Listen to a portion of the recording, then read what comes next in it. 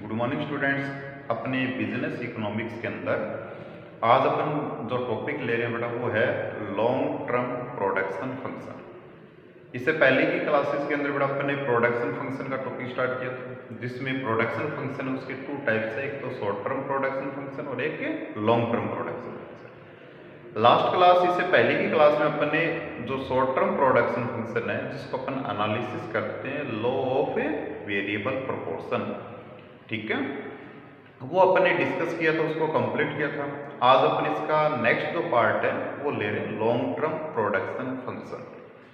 अब इसके अंदर बेटा जो लॉन्ग टर्म है उसका मीन क्या है, लॉन्ग टर्म का मीन क्या है इसके अंदर इकोनॉमिक्स के अंदर कि जितने भी फैक्टर ऑफ प्रोडक्शन होते हैं यानी उत्पादन के जितने भी संसाधन होते हैं वो यदि सभी जो फैक्टर्स ऑफ प्रोडक्शन है वो वेरिएबल हो जाते हैं यानी उनके अंदर अपन अकॉर्डिंग टू प्रोडक्शन उसमें चेंज कर सकते हैं, वो कहलाता है लॉन्ग रन। लॉन्ग रन के अंदर जितने भी फैक्टर ऑफ प्रोडक्शन होते हैं वो total factor of production variable होते हैं, प्रोडक्शन के अकॉर्डिंग उसको अपन कम या ज़्यादा कर सकते हैं, इंक्रीज या डिक्रीज कर सकते हैं, वो अपना पीरियड है वो लॉन्ग रन एनालिसिस कहलाता है। लॉन्ग रन के अंदर जो अपन इसके अंदर प्रोडक्शन और इनपुट और जो प्रोडक्शन है यानी आउटपुट है उसका जो रिलेशनशिप अगर अपन चेक करते हैं तो वो इसके अंदर law of return to scale के द्वारा अपन इसको एनालिसिस करते हैं, ठीक है। यदि प्रोडक्शन फंक्शन को यदि अपने को लॉन्ग रन के अंदर एनालिसिस करना है तो उस स्थिति के अंदर इसके लिए इसको एनालिसिस करने के लिए अपना है law of return to scale यानी पैमाने का प्रतिफल, यानी उत्पादन का पूरा पैमाना ही चेंज हो जाता है, ठीक है। लेकिन शॉर्ट पीरियड के अंदर तो क्या होता है कि एक फैक्टर को वेरिएबल बाकी अदर फैक्टर को क्या माना जाता है, कांस्टेंट माना जाता है। तो जो अपना law of return to scale है ये बेटा लॉन्ग रन एनालिसिस है। लॉन्ग टर्म प्रोडक्शन फंक्शन को जब अपन एनालिसिस करते हैं तो उसको analysis law of return to scale के द्वारा एनालिसिस करते हैं। लॉन्ग पीरियड एक ऐसा पीरियड जिसके अंदर जितने भी फैक्टर ऑफ प्रोडक्शन है उसको अपन अकॉर्डिंग टू प्रोडक्शन चेंज कर सकते हैं, अकॉर्डिंग टू डिमांड अपन चेंज कर सकते हैं, उत्पादन को कितना भी बढ़ा सकते हैं कितना भी कम कर सकते हैं। इसके अंदर नॉर्मली इसके अंदर बड़ा कम से तो मतलब नहीं होता, लेकिन प्रोडक्शन को इंक्रीज करने के लिए अपने को लॉन्ग रन का रिक्वायरमेंट होता है। तो ये जो अपन एनालिसिस करते हैं वो बड़ा law of return to scale के द्वारा लॉन्ग रन एनालिसिस है। इसके कुछ एजम्पशंस है, इसके भी कुछ बेटा मान्यताएं हैं जिनकी मान्यताओं के आधार पर अपन इसको एनालिसिस करते हैं। तो इसके अंदर जो पहली जो इसके अंदर है वो एजम्पशन के अंदर ये दे रखा है return to scale is related only to long run. इससे पहले अपन ने पढ़ा था law of variable proportion. Law of variable proportion ये बताता है कि जो लॉ ऑफ वेरिएबल प्रोपोर्शन है वो only for short term period से रिलेटेड है, लेकिन जो law of return to scale है बेटा वो लॉन्ग रन एनालिसिस है, तो इसका जो रिलेशन है वो लॉन्ग रन से होता है। सेकंड इसका जो एजम्पशन है ये मान के चलता है the change in all factors of production, यानी उत्पादन के अंदर प्रोडक्शन के अंदर जितने भी फैक्टर्स ऑफ प्रोडक्शन उसको यूज किया जा रहा है उसके अंदर अपन परिवर्तन कर सकते हैं, यानी इसके अंदर उस किसी भी लेवल तक उसके फैक्टर ऑफ प्रोडक्शन है उसको अपन चेंज कर सकते हैं। थर्ड इसका एग्जाम्पशन है वो बता रहा है कि प्रोडक्शन इन है ना किसके अंदर production in return to scale is calculated in physical terms, यानी ओनली फिजिकल टर्म्स के अंदर इसको कैलकुलेट किया जाता है। यदि फिजिकल टर्म्स का मतलब कितनी यूनिट फर्स्ट स्टेज के अंदर है, फिर चेंज के बाद में कितनी सेकेंड यूनिट के अंदर हुई, थर्ड कितनी यूनिट के अंदर हुई, तो फिजिकल यूनिट यानी 1 2 3 4 ऐसे उसके अंदर काउंटिंग की जाती है। फिजिकल टर्म्स का मतलब यही है। आगे और दे रखा है and not in monetary prices, यानी उसके मूल्य के अंदर उसको नहीं मापा जाता है, फिजिकल टर्म्स के अंदर उसको कैलकुलेट किया जाता है। फिर आगे दे रखा है no change perceives in the technique and technology of production, यानी टेक्निक और टेक्नोलॉजी के अंदर किसी भी प्रकार का चेंजेस नहीं होगा। लॉन्ग रन एनालिसिस है लेकिन उसकी जो टेक्निक और टेक्नोलॉजी है वो सेम वही है जो प्रोडक्शन की शॉर्ट रन के अंदर थी। उसके बाद नेक्स्ट इसके अंदर नेक्स्ट एग्जाम्पशन बेटा इसका है वो है it is based on the assumption of perfect competition. Perfect competition देखिए मार्केट का एक टाइप होता है जिसमें बहुत सारे बायर सेलर होते हैं, होमोजेनियस प्रोडक्ट होते हैं, है ना, परफेक्ट नॉलेज ऑफ मार्केट होता है। ये सब बेटा उसके एग्जाम्पशन जो अपन आगे की यूनिट्स के अंदर एनालिसिस करेंगे उसको पढ़ेंगे। तो ये कह रहा है कि जो परफेक्ट कंपटीशन की जो इसके कॉन्सेप्ट है उसके ऊपर आधारित है। लास्ट इसके अंदर prices of production factor are assume to be constant, यानी जो प्रोडक्शन फैक्टर है उनके जो प्राइसेस है उसमें किसी प्रकार का परिवर्तन नहीं होता है। ये इन मान्यताओं के ऊपर आधारित है।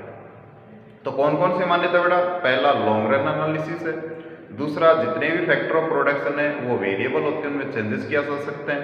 इसके अंदर फिजिकल टर्म्स के अंदर इसकी प्रोडक्शन को कैलकुलेट किया जाता है, न कि मॉनेटरी टर्म्स के अंदर। उसके अंदर कोई भी टेक्निक या टेक्नोलॉजी के अंदर चेंज नहीं होता है। नेक्स्ट इसके अंदर परफेक्ट कंपटीशन की जो मान्यताएं एजम्पशंस है उसके ऊपर बेस्ड है। और लास्ट इसके अंदर की जो प्राइसेस ऑफ प्रोडक्शन फैक्टर्स है वो इसके अंदर कांस्टेंट रहती है। ठीक है, तो ये इसके अंदर अपनी कुछ मान्यताओं के ऊपर आधारित है। अब उसके बाद में आता है अपना टाइप्स और forms of return to scale. जो बड़ा ये law of return to scale है, यानी उत्पादन है उसकी स्केल में परिवर्तन होता है, वो कितने टाइप का होता है? तो इसके अंदर अपन दो चीज लेते हैं बेटा कि एक तो इसके अंदर इनपुट और एक इसके अंदर आउटपुट। इसको समझने के लिए देखिए सबसे पहले अपनी मानते हैं कि जैसे जितने भी फैक्टर ऑफ प्रोडक्शन है यदि उसको डबल कर दिया जाता है, क्या कर दिया जाता है? डबल कर दिया जाता है, दोगुना कर दिया जाता है, तो उस स्थिति के अंदर जो अपना आउटपुट है वो मोर देन क्या हो जाता है? डबल हो जाता है। ठीक है, यानी इसको अपने डबल किया और प्रोडक्शन है वो मोर देन डबल हो गया, यानी जितना इनपुट में चेंज किया उससे ज्यादा उसकी आउटपुट में यदि चेंज आ रहा है तो ये क्या कहलाता है? ये कहलाता है इंक्रीजिंग रिटर्न टू स्केल। ठीक है, पैमाने का वृद्धिमान प्रतिफल इसको बोलते हैं। यानी इसके अंदर जो अपना रिटर्न टू स्केल है वो इंक्रीजिंग ट्रेंड के अंदर है, यानी जितना आप इनपुट में चेंज करते हो उससे ज्यादा जो चेंजेस है वो आउटपुट में आ रहा है, आउटपुट है उससे ज्यादा इसके अंदर परसेंटेज के अंदर इंक्रीज हो रहा है या ज्यादा अमाउंट के अंदर चेंज हो रहा है, तो ये कहलाता है अपना law increasing return to scale. इसकी सेकंड स्टेप क्या होती है? यदि अपना इनपुट है इसको यदि डबल कर दिया जाता है तो अपना जो आउटपुट है वो इक्वल टू डबल, यानी दोनों सेम है, जितना इनपुट में चेंज किया उतना ही आउटपुट में चेंज आया, तो वो कहलाता है अपना कांस्टेंट रिटर्न टू स्केल। ठीक है, यानी इसके अंदर जितना परसेंट आपने इनपुट में चेंज किया उतना परसेंट यदि चेंज आउटपुट में होता है, दोनों में इक्वल परसेंटेज से यदि चेंज हो रहा है तो वो इसके अंदर कांस्टेंट रिटर्न टू स्केल कहलाता है। थर्ड स्टेप इसमें क्या आती है? इसके अंदर यदि इनपुट्स को यदि डबल कर दिया जाता है तो यदि अपना आउटपुट है वो लेस देन डबल होता है, यानी वो इंक्रीज तो होता है लेकिन डबल नहीं होता है, क्योंकि अपने इनपुट को डबल किया लेकिन आउटपुट है वो लेस देन डबल है, डबल से कम हुआ, आउटपुट अपने को ज्यादा नहीं मिला, तो वो कहलाता है डिमिनिशिंग रिटर्न टू स्केल। ठीक है, इसके अंदर जो बड़ा लॉ ऑफ रिटर्न है, जैसे अपना लॉ वेरिएबल प्रोपोर्शन है, उसकी भी 3 स्टेज थी इसके अंदर। पहले प्रोडक्शन इंक्रीजिंग रेट से इंक्रीज होता है, फिर उसके बाद में कांस्टेंट होता है, फिर उसके अंदर डिक्लाइन होना शुरू हो जाता है।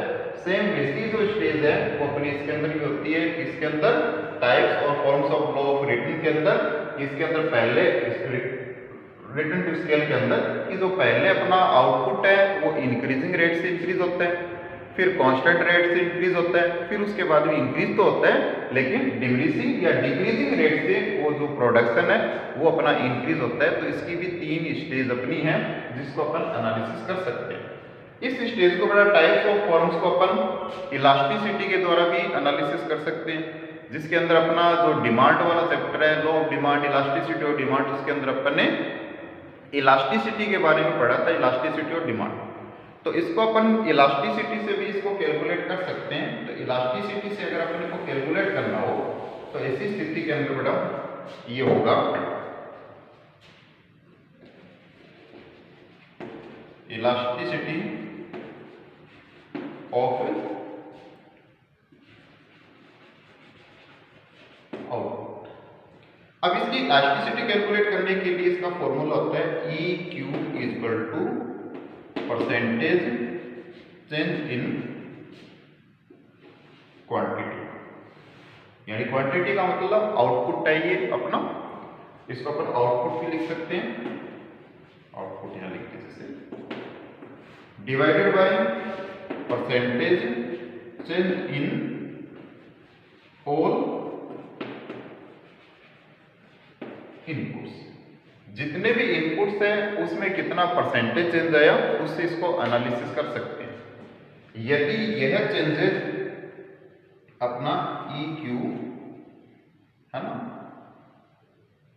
ग्रेटर देन 1 है तो उस स्थिति के अंदर इंक्रीजिंग रेट,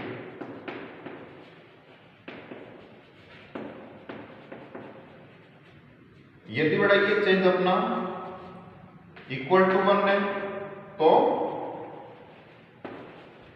कांस्टेंट रेट, यदि ये अपना लेस देन 1 है तो ये क्या कहलाएगा, डिमिनिशिंग रिटर्न टू स्केल कहलाएगा इसके अंदर, ठीक है। यदि यह तो इलास्टिसिटी से यदि अपन इसको कैलकुलेट करें तो इस स्थिति के अंदर बड़ा मान लीजिए कि अपना यदि ये चेंजेस है ग्रेटर देन 1 है तब तो इंक्रीजिंग रिटर्न वाला आएगा, यानी इंक्रीजिंग रिटर्न टू स्केल। यदि ये चेंजेस है वो इक्वल टू 1 है तो अपना constant to return to scale हो जाएगा, और यदि ये लेस देन 1 है तो उस स्थिति के अंदर डिमिनिशिंग रिटर्न ये अपना कहलाता है इसके अंदर, ठीक है। अब इंक्रीजिंग रिटर्न के अंदर ये होता है जैसे बड़ा आपने जो इनपुट्स है वो मान लीजिए 30% से इंक्रीज किया, और यदि आपको आउटपुट है वो 40% इंक्रीज होके मिल रहा है, वो इंक्रीजिंग रिटर्न टू स्केल है। यदि आपने इनपुट में 30% चेंज किया, आपका आउटपुट है वो भी 30% चेंज हो रहा है, वो कांस्टेंट रिटर्न टू स्केल है। और यदि आपने इनपुट के अंदर चेंज किया 30% और आपका जो आउटपुट है वो इंक्रीज हो रहा है 20%, तो वो डिमिनिशिंग यानी डिक्रीजिंग रिटर्न टू स्केल है इसके अंदर, ठीक है। तो ये इसके अंदर है कि जो अपना लॉन्ग टर्म जो प्रोडक्शन फंक्शन है उसको एनालिसिस करते हुए अपन किससे, law of return to scale. Law of return की जो स्केल है लॉन्ग रन एनालिसिस है। लॉन्ग टर्म के अंदर जितने भी फैक्टर ऑफ प्रोडक्शन है, फैक्टर ऑफ प्रोडक्शन वेरिएबल होते हैं, प्रोडक्शन की स्केल के अंदर अकॉर्डिंग टू डिमांड अपन इसमें चेंज कर सकते हैं, कितना भी प्रोडक्शन इसके अंदर इंक्रीज किया जा सकता है, ठीक है। उसके अलावा बड़ा इसके अंदर जो इसकी टाइप्स ऑफ फॉर्म है उसके अंदर 3 है, increasing return to scale, constant return to scale और डिमिनिशिंग रिटर्न टू स्केल इसके। अब इनको अपन एक डायग्राम के द्वारा और टेबल के द्वारा भी बड़ा अपन इसको बता सकते हैं। तो इसके लिए सबसे पहले इसका एक अपन टेबल ले रहे हैं जिसके अंदर इनपुट और आउटपुट का रिलेशन चेक करके अपन ये देखेंगे इसके अंदर कितना परसेंट चेंज आ रहा है, और चेंज के अकॉर्डिंग वो जो रिटर्न है वो इंक्रीजिंग है या कांस्टेंट है या डिमिनिशिंग रिटर्न टू स्केल है। तो सबसे पहले इसका एक टेबल के रूप में ले रहे हैं इसके अंदर, जिसमें टेबल के अंदर अपन ये शो करेंगे कि कौन सी टाइप्स ऑफ इसके अंदर जो कैटेगरी है वो इसमें है। देखिए बेटा अपन ने एक integrated forms of return to scale ली है, जिसके अंदर देखिए सबसे जो फर्स्ट अपना कॉलम है वो बनाया अपने कॉम्बिनेशन ऑफ फैक्टर्स, यानी जो फैक्टर ऑफ प्रोडक्शन है उसके अलग अलग कॉम्बिनेशन के अंदर अपने को टोटल प्रोडक्शन है वो कितना प्राप्त हो रहा है। सेकेंड बड़ा इसके अंदर अपन ने स्केल ऑफ प्रोडक्शन के अंदर 2 फैक्टर्स ऑफ इनपुट लिए इसके अंदर, यानी जो प्रोडक्शन है उसके इनपुट्स है उसके 2 फैक्टर्स अपने लिए जिसके अंदर लेबर और एक दिया पर कैपिटल। जब लेबर और कैपिटल के अंदर बेटा आपने जो चेंज किया है वो इक्वल प्रोपोर्शन के अंदर किया है। जब 1 लेबर की यूनिट 1 कैपिटल की यूनिट अगर अपन लेते हैं तो प्रोडक्शन होता है कितने के बराबर, 10 के इक्वल। यदि अपन इसकी यूनिट को इंक्रीज करके दोनों को 2 और 2 कर दी तो प्रोडक्शन हुआ 30। फिर उसके बाद में 3 पर बेटा 60, 4 पर 84, 5 यूनिट्स के ऊपर 105, 6 यूनिट पर 126 और इसी टाइप से अपना आगे जितना भी प्रोडक्शन है वो अपन इस टेबल के अंदर लिए। अब इसके अंदर अपने को जो लास्ट इसकी जो कैलकुलेशन करनी है वो बड़ा इसके अंदर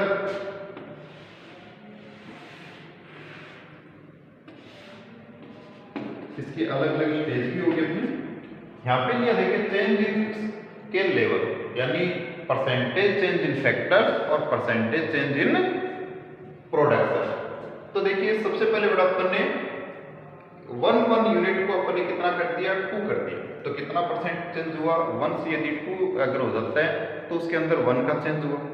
और 1 को अगर अपन डिवाइड करते हैं, 1 डिवाइड बाय बेस की यूनिट इसमें डिवाइड होगी इनटू में 100, तो इसके अंदर फर्स्ट में कितना चेंज हुआ, 100%। ठीक है, यानी एक से बड़ा 2 फैक्टर हो गए। तो अपने यदि इसके अंदर 1 + 1, इसको आप ऐसे भी ले सकते हो, जैसे फर्स्ट के अंदर कितने टोटल फैक्टर है बेटा, 2 है, कितने हो गए, 4 हो गए। तो इसका चेंज ले लीजिए माइनस, इसके अंदर चेंज के अंदर हमेशा साइन इग्नोर होता है बेटा, माइनस का साइन नहीं लगाना। तो इसके अंदर कितना चेंज आया, तो 2 का चेंज आया। बेस की क्वांटिटी कितनी थी अपनी, 2 × 100, तो 100%। ऐसे फैक्टर में देखिए 10 था 30 हो गया, तो इसका चेंज हुआ 20 डिवाइड बाय बेस की क्वांटिटी इनटू में 100, तो इसमें चेंज आएगा कितना, 20%।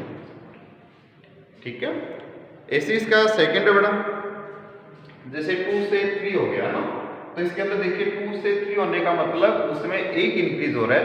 तो 1 डिवाइड बाय 2 इनटू में 100 करोगे तो ये कितना परसेंट चेंज आ रहा है, 50%।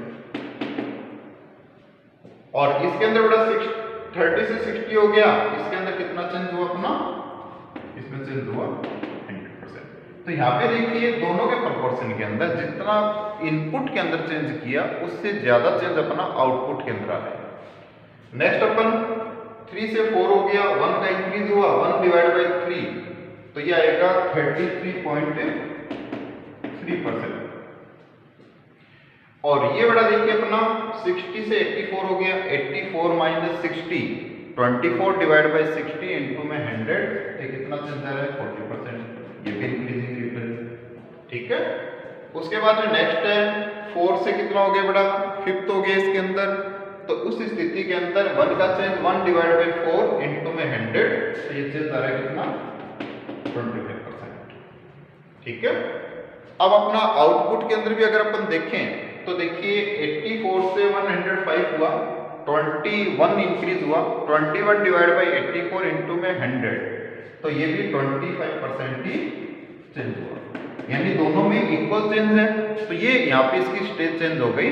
तो ऊपर वाली जो स्टेज है यहाँ तक की, ये बड़ा स्टेज अपनी क्या है, इंक्रीजिंग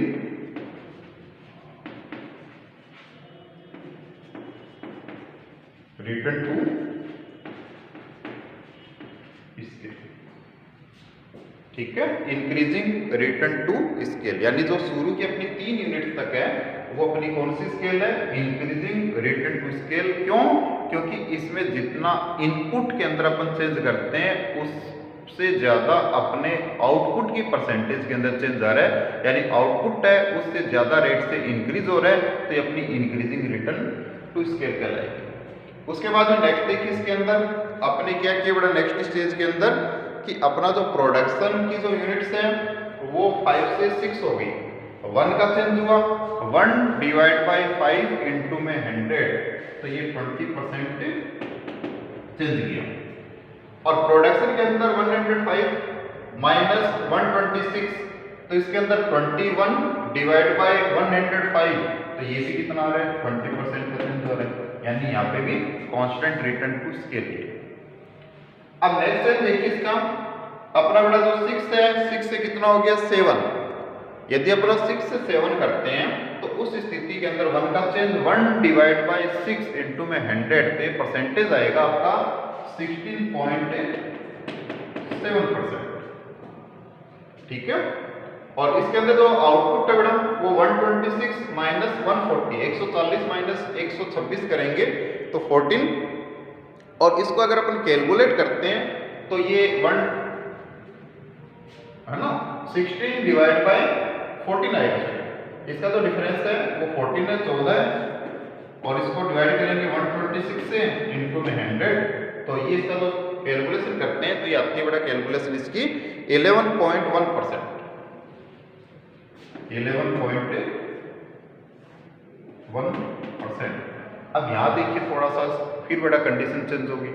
यहाँ पे दोनों इक्वल प्रोपोर्शन के अंदर चेंज हो रहा था, और यहाँ पे जितना अपने इनपुट में चेंज किया उससे कम अपना आउटपुट में चेंज हुआ, तो यहाँ पे इसकी स्टेज है फिर चेंज होगी। और ये जो अपनी स्टेज है ये क्या है, कांस्टेंट रिटर्न टू,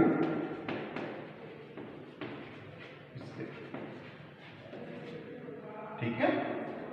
उसके बाद नेक्स्ट बेटा देखिए 7 से अपन ने 8 यूनिट की 1 का फिर इंक्रीज है, इसका परसेंट निकालते हैं उसी टाइप से, तो ये आता है 14.3%। और इधर 140 से 154 हो गया, तो इसका जो चेंज आ रहा है वो 14 का चेंज है, तो ये 10% हो गया, ये भी डिक्रीजिंग ट्रेंड है। उसके बाद में नेक्स्ट अपना वो आएगा इसके अंदर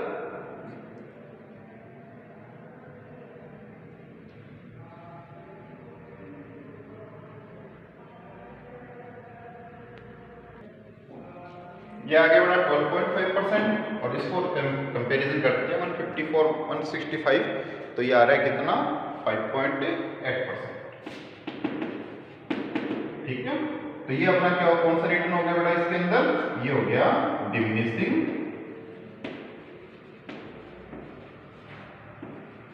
रिटर्न टू।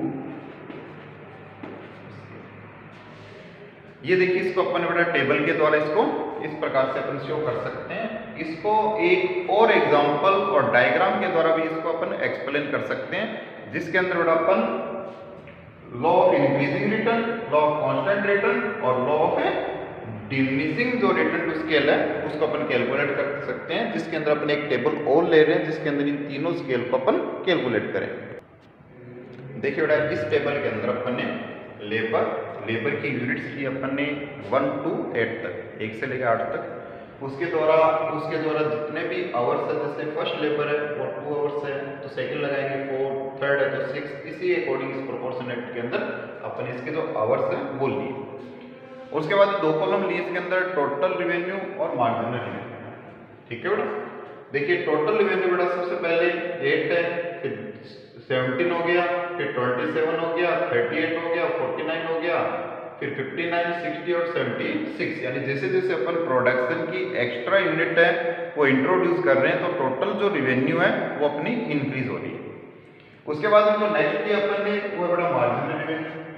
मार्जिनल रिवेन्यू के अंदर अगर अपन देखें फर्स्ट से इसके अंदर है वो मार्जिनल रिवेन्यू 8, फिर 9, फिर 10 लगातार इंक्रीज हो रही है, फिर बड़ा 11 हो गई।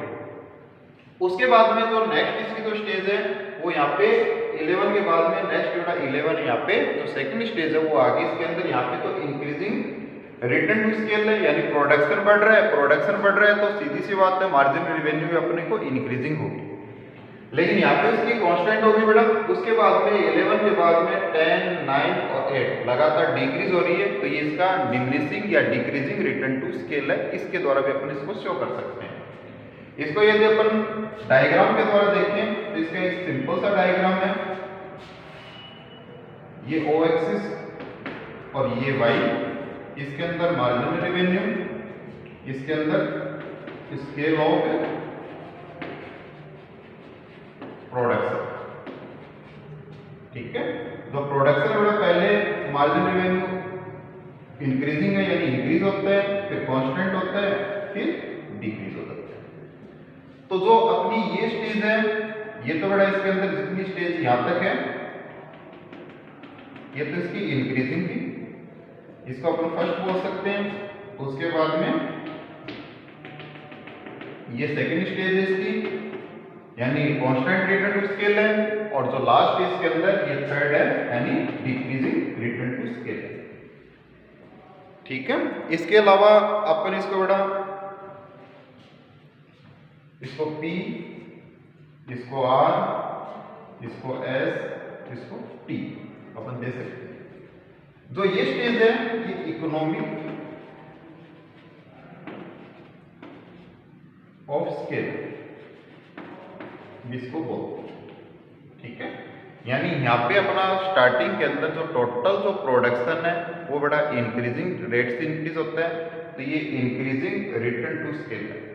उसके बाद जो प्रोडक्शन है वो कांस्टेंट हो जाता है यानी स्थिर हो जाता है। प्रोडक्शन की यदि अपन एक्स्ट्रा इनपुट यदि उसमें लगाते हैं तो उसमें प्रोडक्शन में सेम प्रोपोर्शन के अंदर चेंज होता है, सेम अनुपात के अंदर चेंज होता है, तो ये कांस्टेंट रिटर्न टू स्केल कहलाती है। उसके बाद जो प्रोडक्शन है यानी मार्जिनल रेवेन्यू है वो अपनी क्या हो जाती है, डिक्रीज होना स्टार्ट हो जाती है। देखिए बेटा इसके अंदर पहले इंक्रीजिंग है तो इंक्रीजिंग रिटर्न टू स्केल, उसके बाद में कांस्टेंट है तो कांस्टेंट रिटर्न टू स्केल, और उसके बाद में जो मार्जिनल रेवेन्यू है वो डिक्रीजिंग ट्रेंड के अंदर आ जाती है, घटनी स्टार्ट हो जाती है, तो वो डिमिनिशिंग रिटर्न टू स्केल कहलाता है इसके अंदर। तो ये बड़ा अपना प्रोडक्शन फंक्शन के अंदर लॉन्ग टर्म प्रोडक्शन फंक्शन जिसके अंदर law of return to scale अपने आज इसको देखा। इसमें लॉन्ग रन एनालिसिस है, जितने फैक्टर वेरिएबल होते हैं, 3 स्टेज होती है, 3 स्टेज को कैसे कैलकुलेट करते हैं वो आपको बताया। इसकी इलास्टिसिटी के द्वारा भी या उसको नॉर्मल भी परसेंटेज बेसिस के ऊपर अपन उसको देख सकते हैं, निकाल सकते हैं। उसके अलावा इसको टेबल और डायग्राम के द्वारा बड़ा इसको एक्सप्लेन किया।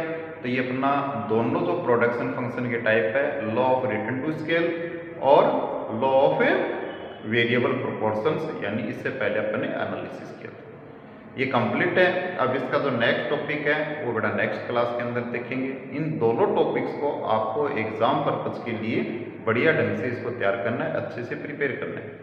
इसके अंदर बड़ा टोटल अगर अपनी बुक्स में देखें तो इसमें 8 या 10 क्वेश्चंस है वो 20 मार्क्स के लिए इंपॉर्टेंट होते हैं, जिसमें से कुछ क्वेश्चंस है जैसे 4 क्वेश्चंस आते हैं इसके अंदर अपनी थर्ड सेक्शन के अंदर, जिसमें से 2 क्वेश्चंस है वो अटेम्प्ट करने होते हैं, तो 20 मार्क्स यानी 14 मार्क्स के होते हैं। अब 40 मार्क्स के अंदर जो 4 क्वेश्चन आगे उनके रिपीट होने के चांसेस कम है। उसके अलावा कितने क्वेश्चन है, हर एक यूनिट के अंदर 2 या 3 क्वेश्चन है वो 20 मार्क्स के लिए इंपॉर्टेंट होते हैं।